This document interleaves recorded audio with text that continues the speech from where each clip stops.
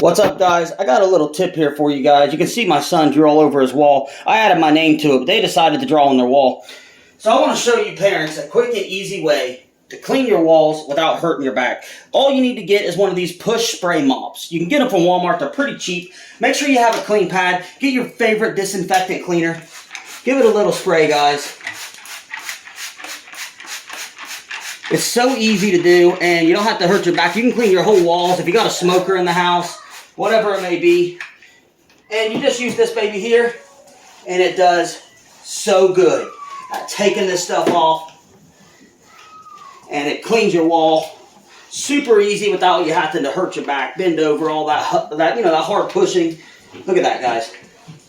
So easy, guys. If you want more tips and tricks, please subscribe to the channel. Hit that like button, and look how clean that wall got. We'll see you guys next time.